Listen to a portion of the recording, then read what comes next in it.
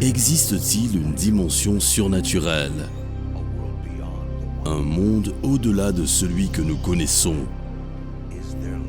Y a-t-il une vie après la mort? Les anges existent-ils? Nos rêves peuvent-ils contenir des messages du ciel? Pouvons-nous puiser dans d'anciens secrets du surnaturel? Les miracles de guérison sont-ils réels? Sid Roth a passé plus de 40 ans à étudier le monde étrange du surnaturel. Rejoignez Sid pour cette édition de C'est surnaturel.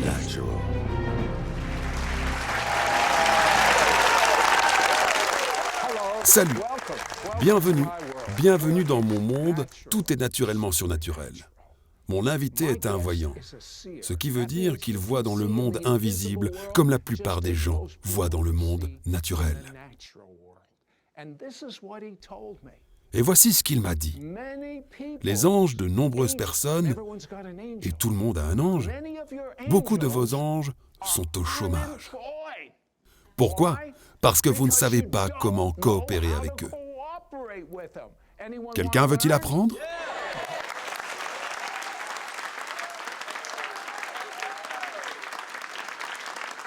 Kevin Basconi et son épouse étaient en voyage en Israël. C'était en fait, je crois, pendant un office de communion que je conduisais. Tu as eu des paroles de connaissance. Nous avions 8 personnes dans le voyage. Elles avaient des tumeurs. 8 d'entre elles ont annoncé que les tumeurs avaient disparu. Tu as même reçu un email de l'une de ces personnes après le voyage. Mais que lui est-il arrivé ? Incroyable, Sid. Dans le jardin de Gethsémané, la puissance de Dieu était très présente pour guérir. Et ce que nous avons vécu, c'est une chère femme du Nouveau-Mexique nommée Olga. Elle nous envoyait un email. Elle avait effectivement eu un cancer auparavant sur une région de la poitrine et on l'avait enlevé chirurgicalement. Et un autre s'est développé de son autre côté. Alors le Seigneur lui a parlé. Il est allé dans ce voyage et il la guérirait. Et dans le jardin de Gethsémané, souverainement, la tumeur s'est dissoute. Dieu a libéré un miracle de création dans sa vie. Et son témoignage, c'est qu'elle était totalement guérie à la gloire de Dieu, dans le nom de Yeshua. Ça me dépasse.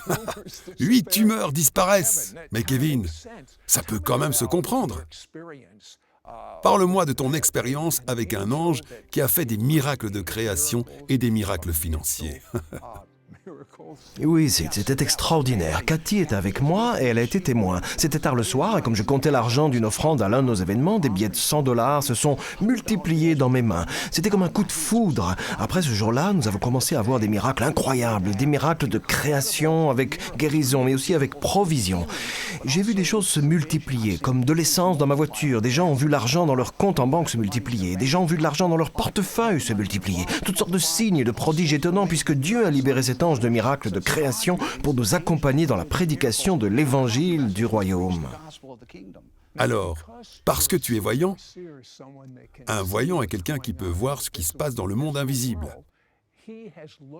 Il a appris qu'il existe des moyens de coopérer avec nos anges au lieu de laisser un ange au chômage. Quelle est la meilleure façon de coopérer avec notre ange ? La chose la plus importante que nous puissions faire, c'est de commencer à décréter de manière audible la parole de Dieu sur notre vie. Ainsi, le psaume 103, quand nous décrétons la parole de Dieu, les anges écoutez sa parole. Vraiment, ce qui est, c'est que le parfum du ciel est attaché au logos. Et les anges de Dieu le reconnaissent. Ils commencent à aller de l'avant. Ils amènent ces choses à arriver. Or, voici quelque chose d'intéressant. Les anges de Dieu tiennent également compte de la parole, le réma, quand le Saint-Esprit ou peut-être une parole prophétique qui est vraiment de Dieu t'a été donnée. Les anges de Dieu, au moment où nous le décrétons et le parlons de manière audible, vont de l'avant pour que ces choses se passent dans notre vie. Tu veux dire que si j'ai une parole prophétique et que je commence à la décréter, je ne le fais pas arriver pour ainsi dire en la décrétant. C'est quelque chose que Dieu veut, mais il utilise ses messages ou ses anges pour les faire parvenir à l'existence. Si je ne la décrète pas, je suppose que mon ange est au chômage. C'est absolument vrai. Il y a des millions d'anges sans emploi dans le royaume des cieux et le désir de mon cœur, je crois, c'est que le désir du cœur du Seigneur, que le peuple de Dieu reçoive la révélation que nous pouvons collaborer avec ses anges. Fais la démonstration d'un décret. Et en fait, je veux ceci. Je veux quelque chose que tu veux qui se produise. En ce moment même, décrète-le. Eh bien, Père, au nom de Jésus, je décrète que tu libères tes anges de miracles de création, de provisions surnaturelles et de guérison pour qu'ils agissent. Et je ressens que si vous regardez ce programme en ce moment, il y a des personnes atteintes d'arthrite, l'arthrite dans votre corps. Et si vous commencez à bouger les mains en regardant cette émission, beaucoup d'entre vous vont recevoir un miracle de création, alors que l'arthrite et la douleur disparaîtront. Mais en réalité, les jointures enflées dans vos mains seront miraculeusement guéries parce que Dieu va les libérer. Dans votre sphère d'influence, des anges guérisseurs, des anges aux provisions surnaturelles et des miracles créateurs. Aussi, ici, j'aime dire aux gens, je vais prospérer et être en bonne santé, comme mon âme prospère. Et ce qui se passe, c'est que les anges de Dieu avancent pour commencer à travailler sur ces décrets de la parole. Tu sais, il y a quelque chose que je fais par la foi, mais je commence à vraiment comprendre maintenant. Quand les gens m'abordent et que je ne passe pas une si belle journée, et qu'ils disent « Comment allez-vous ?» Dans le Sud, tout le monde dit « Comment ça va ?» Ils ne veulent rien dire. Ils ne se soucient pas de savoir comment vous allez. C'est comme dire bonjour. Exactement. Mais j'en profite et je dis « Je suis tellement béni. » Et je ne suis peut-être pas béni comme je le dis, mais devine quoi ? Ça fait si longtemps que je le fais, que je le crois vraiment. Et tu sais quoi ? Je suis tellement béni. Tu es vraiment béni. Permets-moi de te poser une question. J'ai vu un ange plusieurs fois. Pas comme toi tu les vois. Je veux dire, tu as visité notre studio et tu as vu. Qu'as-tu dit que tu as vu ? J'ai vu un ange de gloire debout derrière toi. Oh oui, mais dans le studio. Tu as effectivement vu des anges dans le studio en train de regarder ce que nous allions dire aux gens. Ils étaient tellement enthousiastes de ce que nous allions dire aux gens pour la première fois. Comment pouvaient-ils coopérer avec leurs anges ? C'est vrai, si tout le studio était rempli d'anges de Dieu, parce que quand nous avons commencé à parler des anges de Dieu et à enseigner à leur sujet à partir du canon des Écritures, ils s'enthousiasment énormément parce que quand les gens de Dieu comparaîtront devant le tribunal de Dieu, ils n'auront aucun autre témoignage que ce qu'ils ont fait pour collaborer avec le peuple de Dieu, ses enfants, ceux qui ont reçu Yeshua comme Messie. Ok, bien. Parle-moi des personnes qui, et tu peux parler de moi également, qui, en dehors de quelques fois, ne voient pas les anges. Les anges fonctionnent-ils aussi efficacement pour moi que pour toi ? Sid, ça va enlever beaucoup de pression aux gens. La réponse est absolument oui, selon le principe scripturaire du psaume 103, verset 20. Les anges de Dieu écoutent sa parole et commencent à aller de l'avant et à le faire. Ainsi, quand nous décrétons la parole de Dieu, il se peut que nous ne verrons jamais les anges de Dieu, mais ils commencent à travailler pour nous. La réponse est donc oui. Vous pouvez commencer à collaborer avec les anges de Dieu et ne jamais les voir, mais si votre cœur désire voir ces anges, Dieu vous donnera infiniment au-delà de tout ce que vous pouvez penser, demander ou imaginer. Et je crois, alors que les gens insistent sur cet aspect du royaume de Dieu, de plus en plus de gens vont commencer à voir et à discerner les autres angéliques de Dieu qui sont tout autour de nous et sont très occupés à tout instant de la journée. D'accord. À notre retour, vous découvrirez que Kevin a littéralement vu des centaines de guerriers. Oui, vous m'avez bien entendu, des anges guerriers. Je veux savoir à quoi ils ressemblent. Je veux savoir à quoi servent leurs objectifs. Nous en reparlerons à notre retour.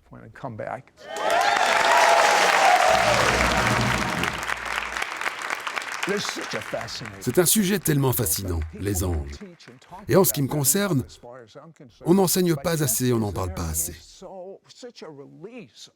Mais comme il y a une telle libération d'anges sur la planète Terre en ce moment, pour coopérer avec nous, pour que des choses se concrétisent en supposant que nous coopérons avec eux, et c'est la clé, mais il y a assaut dans le démoniaque, parce que nous sommes dans le dernier des derniers jours. À quoi faut-il s'attendre ? Les anges nous aident-ils à combattre les démons ? Absolument, Sid. Et c'est de cette révélation dont le peuple de Dieu a besoin, que nous avons le droit de collaborer avec eux. Si nous pouvions voir constamment dans la dimension spirituelle, nous serions surpris du nombre d'anges de Dieu et de démons qui sont là. Mais quand nous prions au nom de Yeshua, Dieu libère ses puissants anges guerriers pour combattre et lutter en notre faveur, pour vaincre ces êtres démoniaques par le sang de Yeshua. Et nous avons le droit et le privilège de collaborer avec les anges de Dieu, de les libérer pour qu'ils combattent en notre faveur en référence à des êtres démoniaques. As-tu un peu peur quand tu vois ces démons ? Quand tu sais que ces anges vont combattre en ta faveur ? Absolument pas, car au fil des ans, Dieu m'a donné une révélation. Luc 9, chapitre 1, dit que Yeshua nous a donné à tous le pouvoir et l'autorité sur les esprits impurs, de les chasser et de guérir les maladies. La clé, c'est que quand tu vois qu'ils sont là, il te faut prendre autorité sur eux, les lier, les chasser. Sid, j'aime bien les jeter dans la fosse. Tu sais, je pensais à ça. J'ai entendu des gens leur dire « Allez sous les pieds de Jésus ». J'ai entendu des gens dire « Allez dans la fosse ». Je leur dis simplement d'aller dans la fosse et d'y rester. J'aime ça. D'y rester. Oui, c'est ça la clé. J'espère que vous écoutiez ça. Bon, parle-moi des centaines d'anges guerriers. Tu as eu une visitation du Seigneur. Oui, c'était en 2002. J'étais en Tanzanie, je priais dans l'esprit le 20 juin, Dieu...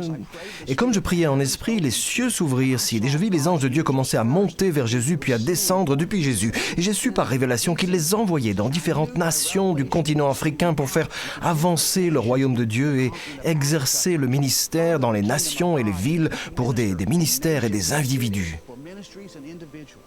Dieu a des anges comme ça. Il veut que tous ses enfants comprennent qu'ils ont le privilège de collaborer avec eux. Quelle est l'importance de prier dans l'esprit, dans des langues surnaturelles, en langue ? C'est extrêmement important. Tu sais, au cours des 15 dernières années, le Seigneur m'a montré l'importance de prier dans l'esprit. Eh bien, ce que le Seigneur m'a montré, c'est que lorsque nous prions avec compréhension, parfois par l'onction du Saint-Esprit, nous pouvons prier dans d'autres langues en sachant que nous libérons les anges de Dieu. Souvent, lorsque nous prions dans l'esprit, le Saint-Esprit coopère avec nous pour libérer, activer ou relâcher les anges de Dieu afin qu'ils aillent dans notre sphère d'influence en mission de miséricorde sur la terre. Les résultats peuvent être surprenant et incroyable. Tu sais, il y a quelque chose que je veux te demander. Tu sais, juste une bonne réunion de louanges. Tu es voyant, tu peux voir ce qui se passe dans le royaume invisible. Dis-moi, qu'est-ce que tu as vu à Nashville ? Tu sais, ce fut un événement extraordinaire, car non seulement moi, mais tout le monde, par son audition, a été témoin du ministère des anges. Sid, ce qui est arrivé, j'étais à l'école méthodiste du surnaturel. Nous donnions un enseignement sur le ministère des anges. Et à la fin de cet événement, l'un des pasteurs du Tennessee a dit « Je crois que nous devrions prier en d'autres langues. » Et tandis que nous prions dans l'esprit, tout à coup, le Saint-Esprit m'a incité à dire à tout le monde de s'arrêter. Et je leur ai dit stop. Il y avait peut-être au bas mot 120 personnes environ dans la salle, des pasteurs de la dénomination méthodiste. Et quand nous avons cessé de chanter, les anges de Dieu ont continué à chanter pendant environ 5 à 10 minutes. Tout le monde l'a entendu. Si Kevin était le seul à l'avoir entendu, ce serait intéressant. Mais lors de cet événement méthodique, tout le monde l'a entendu. Je comprends que des multitudes de gens l'ont entendu. C'était glorieux, Sid. Et d'ailleurs, des amis m'ont dit que lorsqu'ils louent par la danse, les anges font littéralement ce qu'ils font. Est-ce que tu as vu cela ? Tout à fait. Maintes fois, Dieu m'a ouvert les yeux pour que je voie dans le monde spirituel, que je discerne les anges de Dieu pendant la louange. Tu comprends ? Les anges de Dieu ont été créés par Dieu pour ses desseins. Un de ses objectifs est d'adorer l'agneau de Dieu, Yeshua, le Messie. Et quand nous adorons l'agneau de Dieu par notre louange, nous attirons l'activité angélique. Et les anges de Dieu, parfois, vont se joindre à nous. Nous sommes des créatures spirituelles, des êtres humains, quand nous adorons le Seigneur. Quand nous adorons Yeshua, les anges de Dieu s'enthousiasment. Ils dansent, ils chantent. J'ai vu des anges qui jouent des instruments. C'est étonnant ce qui se passe dans les réunions de louange. Et si nous exercions notre sens spirituel, selon Hébreux 5:14, la louange est un moment opportun pour que nous discernions et commencions à voir les anges de Dieu. Sid, ils aiment beaucoup, eux aussi, adorer l'agneau de Dieu. Bon, quand nous reviendrons, je vais donner à Kevin la liberté de partager d'étonnants domaines de révélation. Mais voici ce que vous devez comprendre. Tout le monde a un ange. Vous avez un ange. Quand nous reviendrons, je veux en savoir plus sur ces anges gardiens.